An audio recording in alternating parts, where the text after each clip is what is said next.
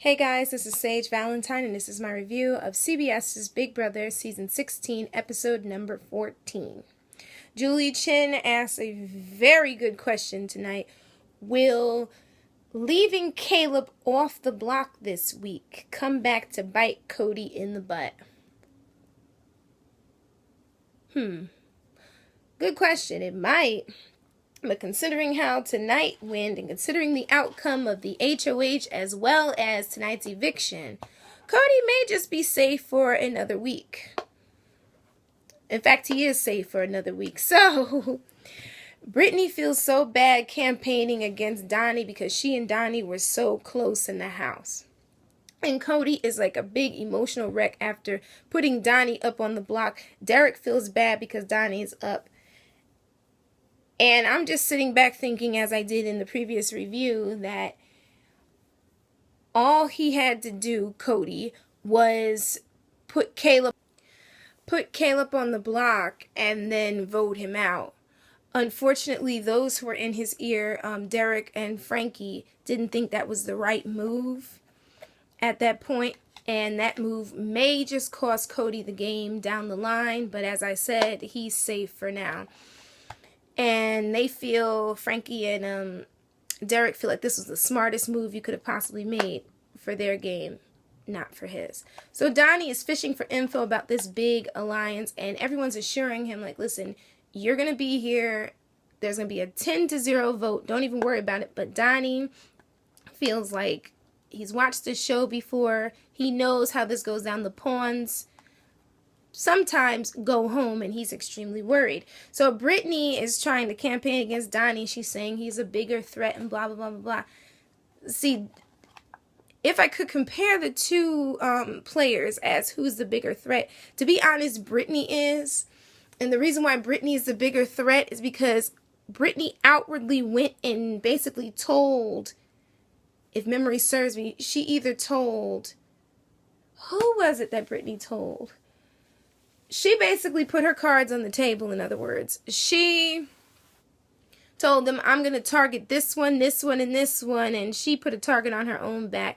They're still suspicious of Donnie, but people like Donnie, and Donnie's playing upon that, and I think that is the smartest move in this game so far, in my opinion. So, Caleb says that he goes. Now, for some reason, Caleb is like all on Brittany's side, or he's making her think he's on her side at this point. He said, I hope Victoria goes home. Next week, he's fighting hard for Brittany. We have to protect our alliance. Poor Caleb doesn't know the bomb squad imploded and is gone, and the detonators are running this piece. So when he finally finds that out, he's going to be a very, very sad soul. He feels like Donnie's more of a threat and should go home. And then things change tonight on a somber note when Frankie learns that his grandfather died, and he's an emotional wreck. And I do understand that, because I lost my grandfather when I was 18, and I lost my grandmother when I was 27. So I do understand what it's like to lose your grandparents. It's pretty rough. And then being a big brother, having to deal with all this stress and know that you will not be able to come to his funeral is an even sadder note. And his family said that he should stay in. I don't know if I would have stayed in. No, I probably would have left. But, I mean, I commend him for staying in, because it's going to be like a long couple weeks of grieving. So I do expect to see more tears from Frankie pretty soon. And I do think it was cool that his grandfather was, like, the first one to be okay with him being gay. And it just speaks volumes about the man that he was, and I'm assuming he was a pretty good man, and his name was Frankie, which was pretty cool. So after this, I don't know, I'm starting to feel a certain way about Frankie, and I'm starting to, like him just a tad bit more. But Julie blows up Caleb's spot, and that's one thing I love about Julie Chen. She knows how to blow up these players' spots. The psychology thing they do with Big Brother every time is hilarious. She said, basically asked him, why didn't he take that veto?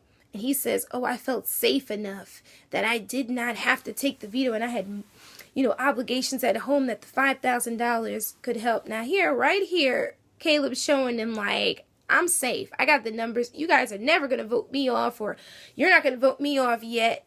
This would be a good time to get Caleb out of this game. Just saying. So when they put these nominations, or when they nominate people this weekend, I hope that Caleb pops right up there, and I hope that they're able to block him so that he won't get vetoed and they get him out. I'm kind of over the whole stalking thing. And CBS, if you guys put stalker under Caleb one more time, I see what you guys are doing. So this week, we find out that those cute little black bracelets that they have around their wrists determine who's going to be the have or the have-nots this week. It's the laziest person, and as follows: Nicole, Caleb, Christine, and Derrick are the laziest. A lot of people were like, how about Victoria? So I guess Victoria, wherever she disappears to, she's doing a lot of moving around or something. And basically, if you're an HOH, you're not a have-not. So I guess that's a cool thing. So they interview Nicole's family about the whole relationship with Hayden, and the family is not here for it at all. Her parents are just like, listen, I would rather her date, a farmer over a pedicab driver. And her father's like, I think it was her father was like, I'd rather her bring the money home than bring this dude home. Her brother was like, I'm not feeling this guy. And the little cousin was like, I don't really like Hayden because he's always trying to make sex with Nicole. And I was like, how old is this kid? Is she 8? It's like, I don't think I remember being into that at 8. But then this is a different generation. This is my cousin's generation. These kids are way too smart for their own age, but it was really funny. So, to make a long story short, it was a vote of 10-0, and Brittany left the house. And I think one of the few mistakes that Brittany made was that she allied herself with all the people who hated her. She definitely should have allied herself with somebody who actually liked her. I mean, really, really liked her, and she could really, really trust. Unfortunately, she looked pretty pissed when they said 10-0. It was a landslide vote. I was like, this is just as bad as it was with Derrick. But maybe everybody did think about how she flip-flopped with Derrick, how she runs her mouth a lot, and how if she gets HOH, she's gunning for this one, she's gunning for that one. One thing I've learned from watching Big Brother, if you're going to make a move, you have to have a poker face, and you can't tell people. You can't go around telling everybody in the club, everybody in the house. No, you can't. Not at all. Brittany feels like people did not vote the way they wanted to. No, a majority of those people wanted you gone. Let's be honest. I think Jocasta was upset because she had to choose between two of the people she's the closest to in the house. And she was obligated to help Donnie because Donnie helped her. And Donnie was upset because he was on the block with her. Other than that, I mean, no one else really cared because no one else really liked you. And you did hit the nail on the head, Brittany. It was easy to put the same people up on the block, and the way that Cody looked at it was like, and it was Cody and Frankie, right? Yeah, Cody and Frankie. They looked at it like, we're not going to get any blood on our hands if we put these 4 up here. So, yeah, you were correct about that. Brittany really missed her kids in the house, and I thought it was a really sweet scene when they allowed the kids to come out and the kids were crying. And it's been a long time since then. I guess we needed that, or like a little bit of a happy ending after we learned that Frankie's grandfather died.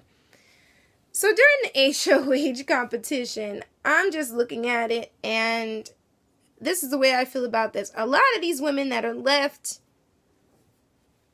what are you guys here for, to be honest? Because Amber made a stupid move. Jocasta, I'm not even sure if she realized that she made a mistake. Victoria didn't even try. Like, Victoria, I see your game. You can do this. You could win this. You're not even trying because you want to skate all the way to the end, and you just might do that. Christine, please. Please, Christine. I knew Christine was going to throw it and let the guys get it so they can get their hands dirty and she can skate along as well. And Nicole, I mean, it's kind of smart for Nicole not to win, considering that Nicole's at a certain point in this game where there's no target on her at this point, so you kind of try, then you don't try. But my consensus about the women left in this game is that they're pretty much useless, and if I did go on Big Brother, I would probably ally myself with the guys. I don't know about the women unless they cast some really strong female players like they did in the past. This is like a cast full of weak women. I'm not saying the men are any stronger, but I'm speaking in terms of the women, pretty weak. But it was really sweet when Derrick just basically allowed Frankie to win the HOH after Zach won, so that Frankie could, get more letters from his family and he could see the pictures of his grandfather and the rest of his family. It was really sweet.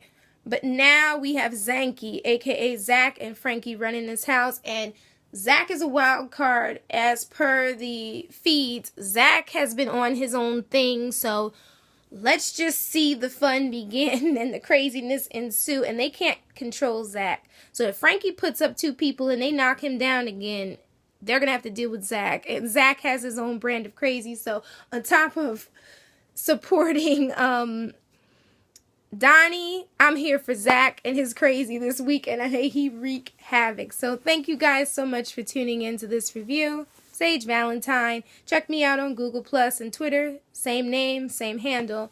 Check out my other reviews for Under the Dome, for The Walking Dead, and for The Following. And I'm basically tuning in and checking out pics of SDCC. So there you have it. So you all take care. Have an awesome evening. And bye, guys. Love you all.